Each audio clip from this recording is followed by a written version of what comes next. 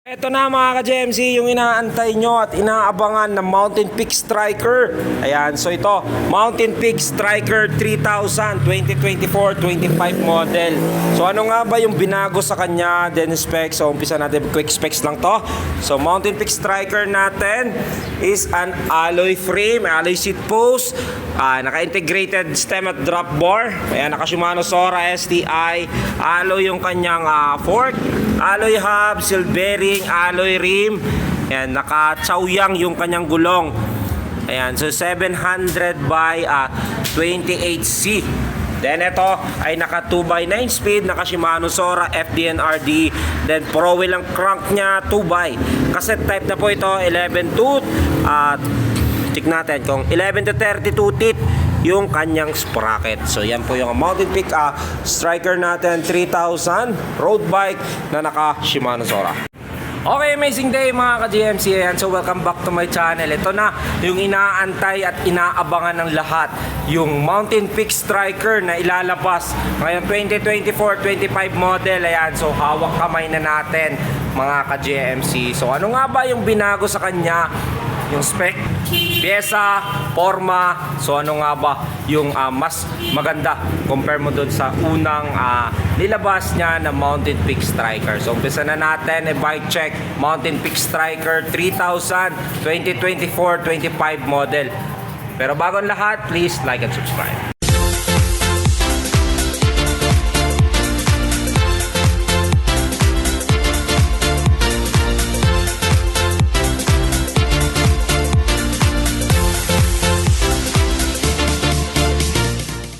Okay, sinubukan ko timbangin kanina itong Mountain Peak Striker natin, no? So, eto, nasa 11 kilos po yung mismong timbang nito, no? So, napakagaan na klase ng road bike na nilabas 2024-25 model, si Mountain Peak Striker 3000. Okay, amazing day mga ka-GMC. So, meron naman tayong bagong ibabike check. Ayan, so, marami nagabang nito, marami nagtanong mula nung naubos yung Mountain Peak Striker na mga lumabas, no. So ito merong lumabas, ito Mountain Peak Striker 3000 2024-25 model. So alam ko apat na kulay ito, pero yung dumating sa atin ay tatlo lang. So yung i-update ko ngayon itong kulay green. Ayan, so mukha siyang silver pero parang nangingibabaw yung pagka-green niya doon sa silver, no. So parang nag-i-expand yung kanyang green. So unang tingin ko nung madilim, silver siya tignan, pero nung nilapitan ko ngayon, nilabas, green talaga siya. Parang mas mapusyaw pa sa doon sa mint green na tinatawag. So umpisa na natin i-bike check, Mountain Peak Striker 3000 natin. Ayan, so si Mountain Peak Striker natin 3000 is an alloy frame.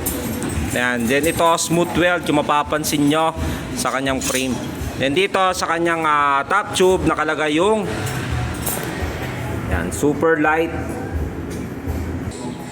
Yan, so dito naman sa kanyang gilid, sa bandang unahan, ito Striker 3000. Yan yung latest na model niya, no. So baka meron na naman magtanong kung totoong 3,000 pesos lang po ito. Ayan, katulad nung Mountain Peak Expert 3000 natin na meron 3,000 din, no. So 3,000 is ang model niya. So bago nilabas itong Mountain Peak Striker natin. Then dito sa kanyang down tube nakalagay yung Mountain Peak niya na brand. Then syempre meron yan lagayan ng battle cage dito. So halos lahat naman. Then dito sa kanya namang size ng frame, bali itong green natin na kulay ay size 42. Ayan, bagong labas, no. So bukod tanging lumabas na 42 sa mga road bikes. Kasi mostly nakikita ko 44, 45, 46. Lalo na yung Mountain Peak Striker na unang version niya, pinakamalit na size niya is 42. So meron lumabas sa atin itong green 42, yung red ay 45. So yung silver natin 48. So tatlong piraso lang po ito. So yan, yung kanyang seat post naman is naka-aero. Yan, medyo kung titignan ko medyo may pagkamalapad sa doon compare mo doon sa unang version. So stock pedal alloy. Yan, so ito yung kanyang saddle, halos same lang din naman. So walang brand pagkakinanlan. So ito yung size, nilagyan ko na rin para mas makita natin. So dito sa kanyang frame, yan, yung halos same lang din naman sila ng forma. So medyo inanuan lang dito, pinaikse. So nagdahil doon sa mismong size niya no, na 42. Sa kanyang seat stay dito nakalagay yung ride without limitation na word niya.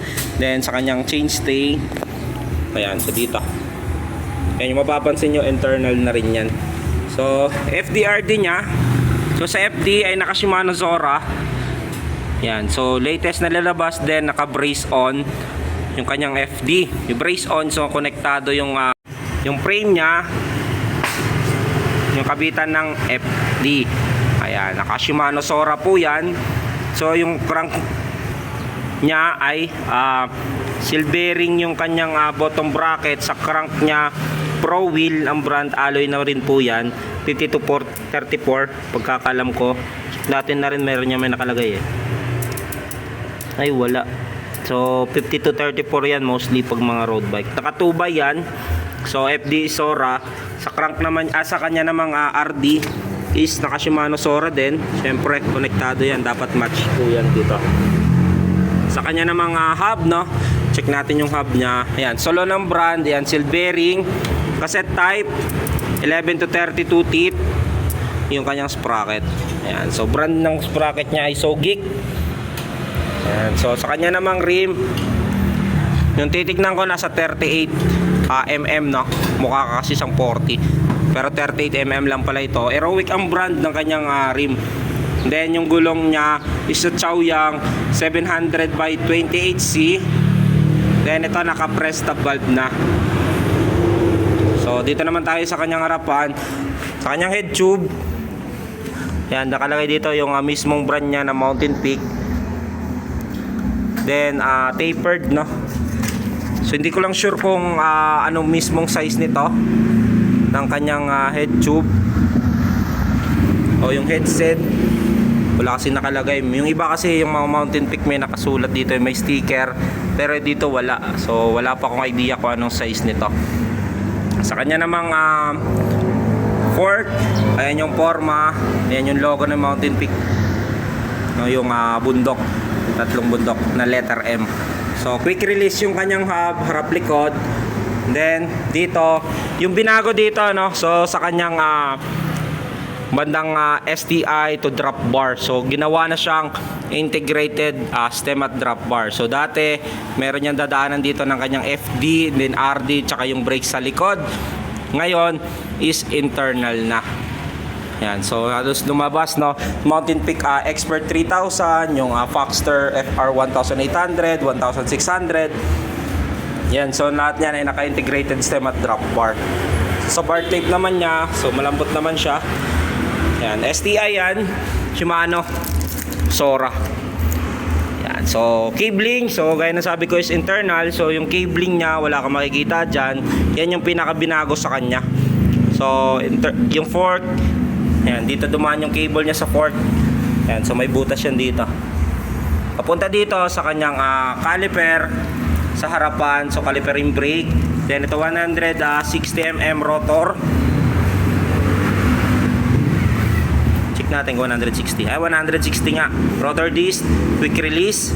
Ayan, so dito naman tayo sa kanyang brake sa likod tsaka FDRD. So internal, so dyan lahat dumaan Ayan, kung mapapansin nyo yung cabling nyo. So yan, may pagkakabitan dito. Ayan, so malinis sa tignan. So dito internal din syempre. So dyan dumaan yung kanyang FD. So, saka yung brakes sa likod. So, tumagos ulit dito sa kabila.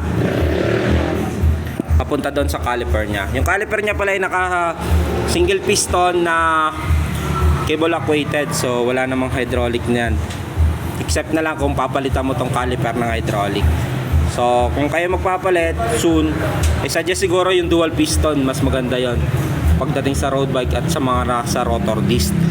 So dito sa kanyang RD, so internal din, no? So napakalinis talaga niyang tignan.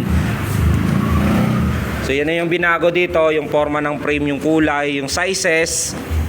So mas binaba siya, meron nang lumabas na 42 tsaka 45, unlike dati merong 46, 48 tsaka 50 lang yan. So pinakamalaking size niya ngayon ay 48. Yun pa lang din yung dumating sa amin, yun yung kulay silver. Hindi ko lang sure kung meron talaga siyang lumabas na 50 din. Ayan, so Mountain Peak Striker natin 3,000 is alloy frame, alloy stem, integrated stem at drop bar, alloy na rin po yan.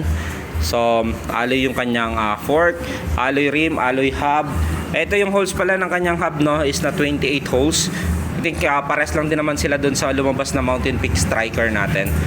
So alloy yung kanyang crank, so cell bearing, then ang bottom bracket. So pares din talaga dun sa Mountain Peak Striker natin. So presyo niya ngayon ay 28,200. Ayan, so available na rin po yun sa TikTok and natin. Ship nationwide tayo kahit saan sulok ng Pilipinas. So ayan, so po yung Mountain Peak Striker natin. Ayan, so kung nagustuhan nyo, comment down below. Ship nationwide tayo kahit saan sulok ng Pilipinas.